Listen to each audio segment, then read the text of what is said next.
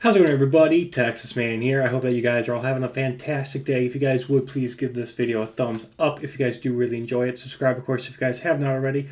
Also, do me the biggest favor of all, make sure you guys hit that bell notification button so you guys don't miss out on future videos or streams around the channel. And as always, if you guys have any movies, TV shows, or games you guys would like me to cover here on the channel, please let me know in the comment section down below, and I will get to reviewing and covering those requests as soon as possible. As always, we're going to be talking positives and negatives, and I'm going to be doing a full trilogy review of Kung Fu Panda 1, 2, and 3 here in this video. I was going to originally try to do a video separately for every single movie, but I figured I'll just do it all in one conglomeration and just talk about each movie briefly in preparation for Kung Fu Panda 4. Now, this might sound really bad, but I never saw Kung Fu Panda 1, 2, or 3 when they were released in theaters, and so for me, doing the sake of these review videos, this is my first time watching all the movies. I've seen clips and little snippets online, and I've heard people talk about these movies, obviously almost 2 decades after the first one came out, and in preparation for Kung Fu Panda 4, which is supposed to be coming out on March 8 here in 2024, I figured I might as well watch them because I'm sure people are going to want me to go and see Kung Fu Panda 4, and I'll probably end up reviewing it, so I figured I might as well get a jump start and watch the first 3. And I will be honest with you guys, because I've only seen little snippets and heard only good word of mouth, I really had some slightly high expectations, but nothing too outrageous when it comes to movies in general. I was just like, okay, cute little panda learning kung fu and kicking butt. There's not going to be all that much to it, and I was pleasantly surprised. You can, of course, like you can see, you can get all 3 movies on Blu-ray. Of course, you can get it digitally and on DVD. You also can get it from other digital stores. You can get it on Netflix, HBO Max, and I think Prime, has it. And the first movie does a great job providing an excellent story. And I just want to say that I think the roster of voice actors, including Jack Black, Jackie Chan, Seth Rogen, and Angelina Jolie, do a great job in all of their voice acting roles. Fantastic work from everybody. And I think DreamWorks, when I think of DreamWorks, I think of How to Train Your Dragon. I think of Shrek. Now, mentally, I think of Kung Fu Panda as well. And I think DreamWorks did a great job providing an excellent animated story with the first movie about Poe being this, lazy and clumsy panda. And he's got dreams of, becoming a warrior.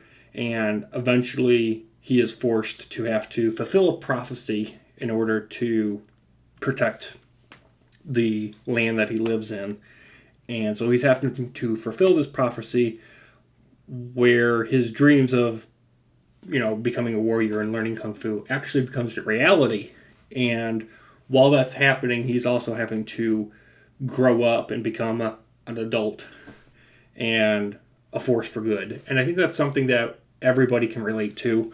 We all, as humans, hit that point in our life where we have to distance ourselves from childish things. We don't forget them, but we have to distance ourselves and grow up, and don't forget the childish things because those are important for when you have kids, Lord willing.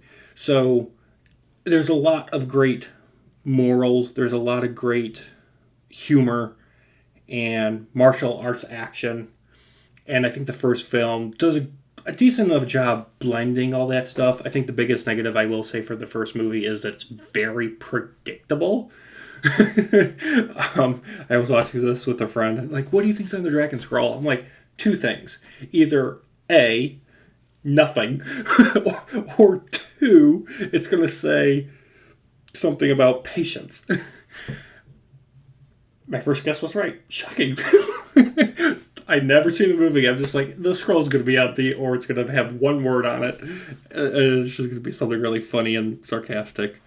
The second film definitely is very entertaining, but I think that the second film did a great job of improving on the first movie, giving us a better villain, a much darker tone, and more emotional connections with characters that we've seen before, especially side characters like Tigress. They kind of try to flesh out those side characters a lot more than they did from the first movie. And sadly, the third movie kind of falls into that, third film of a trilogy where it doesn't know how it's supposed to improve on the past two, and so it just does all these wild ideas, hoping something works and hoping something, is good enough. But unfortunately, the third film, for me, focused a lot more on humor rather than the characters. It tries to focus, more on characters' more emotional moments, but it just felt like it didn't have that same impact as the first two did. And so I'm hopeful that Kung Fu Panda 4 is going to be a good movie. I'm going to give the first film from 2008 an 8 out of 10. I'm going to give the second one from 2011 a 9 out of 10. And I'm going to give the third one from 2016 a 7 out of 10. So, like I said, I am planning on reviewing Kung Fu Panda 4. When that review is out, I will be putting that into the Kung Fu Panda playlist. I'm going to have a playlist here on the channel, just in case you miss out on that video when it comes out. In March, I'm going to be doing a bunch of reviews. We've got Godzilla x Kong, the new Empire. We've got the new Ghostbusters Frozen Empire movie, Dune Part 2, Kung Fu Panda 4.